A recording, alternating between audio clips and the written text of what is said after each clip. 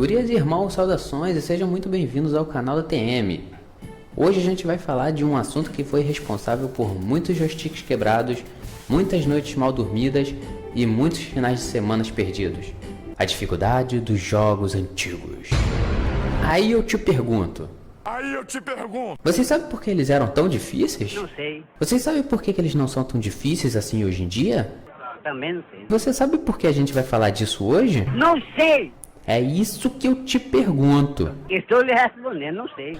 Nada te deixava com tanto ponto no zóio do que você chegar em uma parte de um jogo tão complicada que parecia que depois que você passasse dela, o presidente dos Estados Unidos ia entrar na sua casa, te entregar uma medalha de honra e um prêmio Nobel da Paz. Por que fazer um jogo tão difícil assim? Não interessa, isso é problema meu. Eu quero que você se f***. Os campeões, quando a gente fala de dificuldade naquela época, eram os arcades. Mas isso tem a explicação mais lógica possível.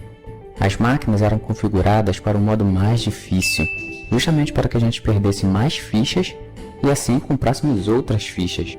Só quem jogou Metal Slug no arcade sabe que uma ficha vale ouro. E falando em Metal Slug, os desenvolvedores afirmaram que criaram o tiro dos inimigos mais lento justamente para você conseguir desviar do tiro deles. Porque nesse jogo, se alguém te cuspir, game over. Só que mesmo com esse tiro lento era impossível desviar de tudo, porque vinha tiro de tudo que era lugar. Era muita coisa acontecendo na tela. Dava a impressão de que tinha alien te atirando lá do espaço e tatu te atirando debaixo da terra. Não tem como desviar disso! E mudando o gênero do jogo, só quem jogou Street Fighter 2 sabe quem é o maior perigo das suas fichas. Não era o Bison, porque você quase nunca chegava nele. É por causa desse cara aqui, o Vega. O Wolverine andrógeno dos jogos de luta. Cara, o cara te encostava na parede e já tinha um moleque atrás de você se preparando pra jogar na fila do flipper. O engraçado dos jogos de luta dos arcades era que de vez em quando aparecia um desafio aleatório do nada. Que eram as pessoas que chegavam, colocavam suas fichas, apertavam start e pá, já era. Disputa pela sua ficha.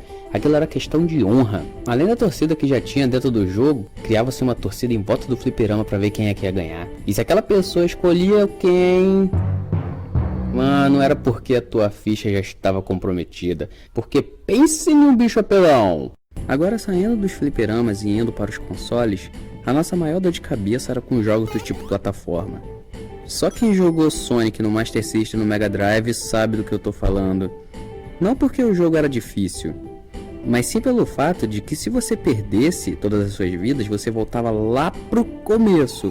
E quando você chegava na sua última vida, você passava a tratar ela como se fosse uma vida. E a felicidade de achar um continue, nem se fala. E esse era o motivo para os jogos serem tão curtos antigamente. O fato de você não conseguir salvar o seu progresso fazia com que, para que o jogo fosse zerado, fosse dedicado horas e horas contínuas de jogatina. E pode crer, a gente encarava. A gente acordava cedo, sem que ninguém soubesse, ficava jogando, até a hora do almoço, quando sua mãe gritava, desliga e vem.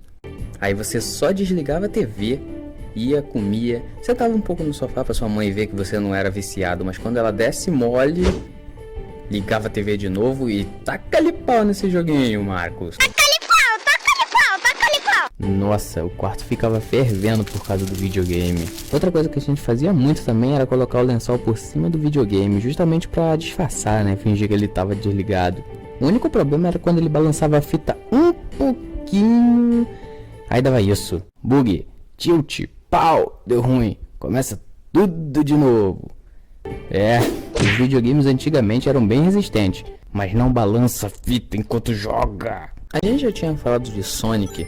Ele é um ótimo exemplo de um jogo que é realmente longo, em comparação aos outros jogos, como os de Atari, por exemplo, que tinha fases infinitas ou de 2 ou 3 fases. E é justamente por esse motivo que os jogos eram tão difíceis antigamente. Se for para ser curto, que seja difícil, para poder garantir várias horas de entretenimento. E isso não era uma coisa ruim, afinal, essa dificuldade fazia com que a gente estudasse melhor as possibilidades e os inimigos para poder passar de uma parte sem se machucar, tentando ao máximo não perder nenhum tiquinho de vida.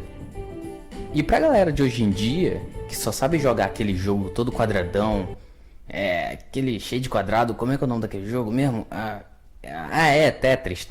Essa galera não faz ideia do valor que a gente dava aos checkpoints, aos continues, ou até mesmo o password, que antigamente fazia com que a gente andasse com uma apostila cheia de código embaixo dos braços para qualquer lugar que a gente ia. Ai ai, hashtag saudade. Hoje em dia nós temos muitos jogos que nos garantem mais de 100 horas de jogatina offline e incontáveis horas online, como o GTA, o COD ou o BF.